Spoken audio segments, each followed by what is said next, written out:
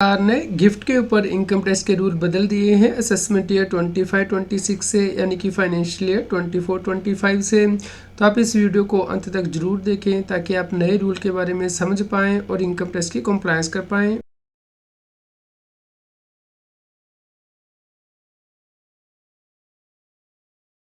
CA Satbir Singh YouTube channel पे आपका स्वागत है। इनकम टैक्स के रेगुलर अपडेट के लिए हमारे यूट्यूब चैनल को सब्सक्राइब कर लें और आप हमें टेलीग्राम चैनल और WhatsApp channel CA Satbir Singh tax seal पे भी सब्सक्राइब कर लें। लिंक वीडियो के डिस्क्रिप्शन में भी दिया गया है, कमेंट में पिन किया गया है, ताकि आपको इनकम टैक्स के रेगुलर अपडेट आपके मोबाइल पे ही मिलते रहें। दोस्तों, अभी तक तो इनकम टैक्स एक्ट में ये प्रोविज़न थी कि यदि कोई कैपिटल एसेट ट्रांसफ़र किया जाता है गिफ्ट, विल या इरेवोकेबल ट्रस्ट के अंतर्गत, तो उसे ट्रांसफ़र नहीं माना जाता था और इनकम टैक्स नहीं पे किया जाता था जो व्यक्ति ट्रांसफ़र कर रहा है, भले ही व्यक्ति पार्टनरशिप फर्म है, कंपनी है, चैरिटेबल ट्रस्ट है या फिर सोसाइटी है। लेकिन अब इस प्रोविज़न को अमेंड कर दिया गया है फाइनेंशियल ईयर 24-25 यानी कि असेसमेंट ईयर 25-26 से। और अब यहाँ पे वर्ड डाल दिया गया है कि यदि कोई कैपिटल एसेट कोई इंडिविजुअल ट्रांसफ़र करेगा या फिर एचयूएफ ट्रांसफ़र करेगी गिफ्ट, विल या इरेवोकेबल ट्रस्ट के अंतर्गत, तो ही उसे गिफ्ट माना जाएगा। यदि कोई और व्यक्ति इसे ट्रांसफ़र करेगा तो उसे गिफ्ट नहीं माना जाएगा और इसके ऊपर इनकम टैक्स देना होगा। इस प्रकार अब यदि कोई पार्टनरशिप फर्म या फिर कोई कंपनी या चैरिटेबल ट्रस्ट या सोसाइटी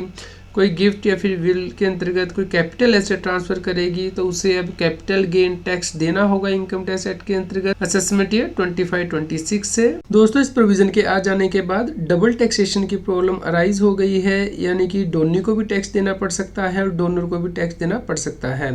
क्योंकि इनकम टैक्स एक्ट में प्रोविज़न दी गई है कि यदि आप नॉन रिलेटिव से 50,000 रुपये से ज़्यादा की प्रॉपर्टी लेते हैं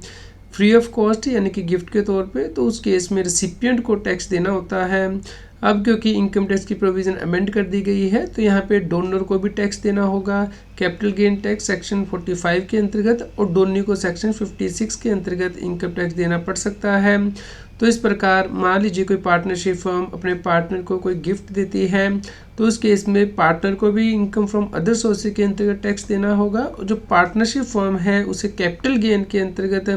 उस कैपिटल एसेट के ऊपर टैक्स देना होगा। तो यहाँ पे हम सीबीडीटी से क्लैरिफिकेशन की उम्मीद करेंगे कि इनकम टैक्स डिपार्टमेंट क्लैरिफाई करे कि इस केस में टैक्स कैसे पे किया जाएगा। यहाँ पे टैक्स पेयर को भी बहुत ज़्यादा सावधान रहने की आवश्यकता है, क्योंकि अब income tax department special provision को इन्वोक कर सकता है।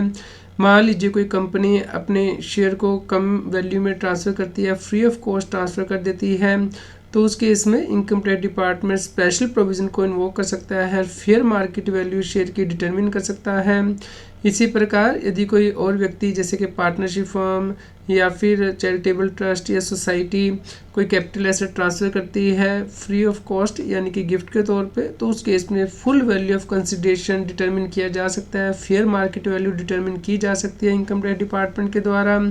और इस केस में कैपिटल एसेट की ट्रांसफ़र पे कैपिटल गेन टैक्स पे करना होगा। दोस्तों, यदि आप मैरिज पे कोई गिफ्ट लेते हैं या रिलेटिव से कोई गिफ्ट लेते हैं तो उस केस में आपको कोई टैक्स नहीं पे करना होता है, लेकिन यदि आप नॉन रिलेटिव से 50,000 रुपये से ज़्यादा गिफ्ट लेते हैं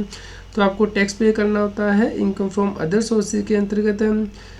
दोस्तों, यदि आपका कोई और क्वेश्चन है तो आप हमें कमेंट करके ज़रूर बताएं। कृपया लाइक करें और शेयर करें ताकि सभी लोगों तक की जानकारी पहुंच पाए और वो इनकम टैक्स की कंप्लायंस कर पाएँ। इनकम टैक्स की और अधिक जानकारी के लिए आप CA Satbir Singh YouTube channel पर जाके प्लेलिस्ट में जाके टॉपिक वाइज प्लेलिस्ट देख सकते हैं कि इनकम टैक्स में कौन से नए बदलाव हो रहे हैं, जैसे कि इनकम टैक्स अपडेट के अंतर्गत या फिर डायरेक्ट टैक्स कोड के अंतर्गत। रेगुलर टैक्स अपडेट के लिए इस चैनल को सब्सक्राइब करें।